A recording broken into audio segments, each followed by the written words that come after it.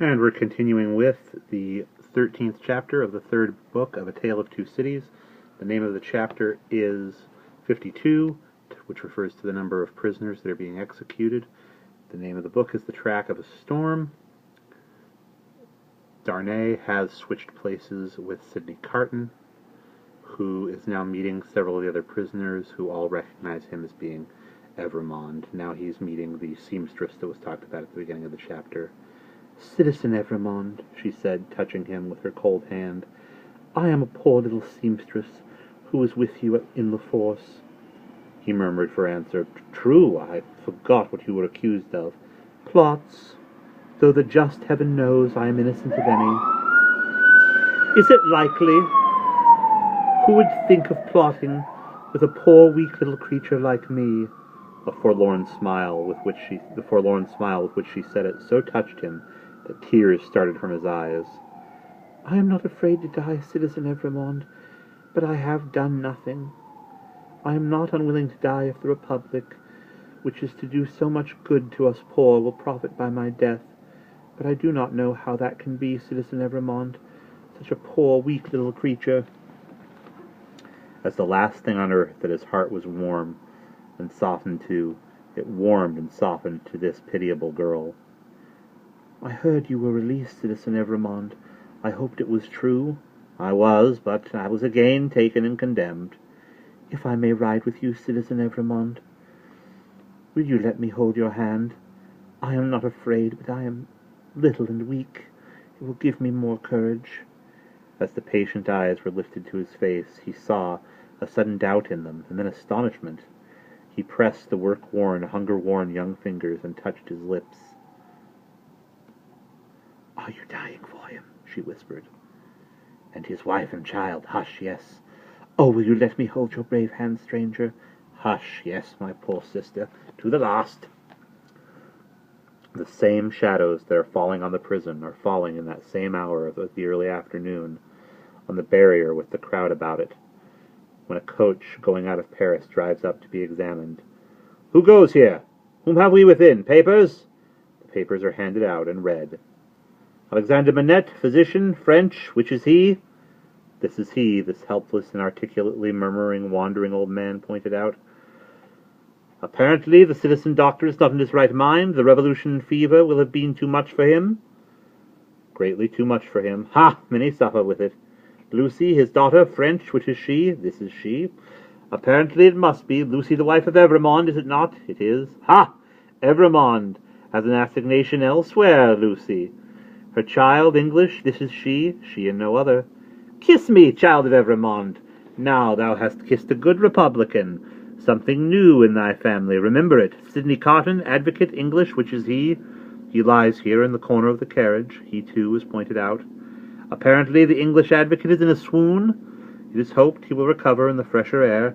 It is represented that he is not in strong health, and is separated sadly from a friend who is under the displeasure of the Republic." "Is that all?" "Ha! It is not a great deal, that. Many are under the displeasure of the Republic, and must look out of the little window. Jarvis Lorry, banker, English, which is he?" "I am he, necessarily, being the last." It is Jarvis Lorry who had replied. It is Jarvis Lorry who has replied to all previous questions. It is Jarvis Lorry who has alighted and stands with his hand on the coach door, replying to a group of officials. They leisurely walk round the carriage and leisurely mount the box to look at what little luggage it carries on the roof. The country people hanging about press nearer to the coach doors and greedily stare in. A little child carried by its mother has its short arm held out for it, and it may touch the wife of an aristocrat who has gone to the guillotine. "Behold your papers, Jarvis Lorry, countersigned." "One can depart, citizen, one can depart. Forward, my postilions, a good journey." "I salute you, citizen, and the first danger past." These are again the words of Jarvis Lorry as he clasps his hands and looks upward. There is terror in the carriage, there is weeping, there is the heavy breathing of the insensible traveller. "Are we going too slowly? Can they not be induced to go faster?" asks Lucy, clinging to the old man. "It would seem like flight, my darling. I must not urge them too much. It would rouse suspicion. Look back and see if we are pursued. The road is clear, my dearest, so far. We are not pursued. Houses in twos and threes pass by us. Solitary farms, ruinous buildings, dye works, tanneries, and the like, open country, avenues of leafless trees. The hard, uneven pavement is under us, the soft, deep mud on either side. Sometimes we strike into the skirting mud to avoid the stones that clatter us and shake us, and sometimes we stick in ruts and sloughs there. The agony of our impatience is then so great that in our wild alarm and hurry we are for getting out and running, hiding, doing anything but stopping.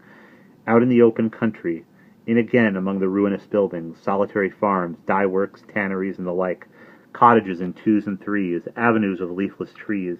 Have these men deceived us and taken us by another road? Is not this the same place twice over? Thank heaven, no, a village. Look back and see if we are pursued. Hush, the posting house. Leisurely our 4 horses are taken out.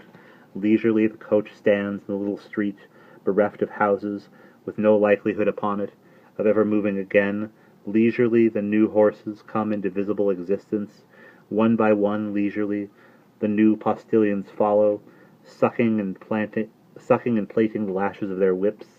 Leisurely the old postilions count their money, make wrong additions, and arrive at dissatisfied results.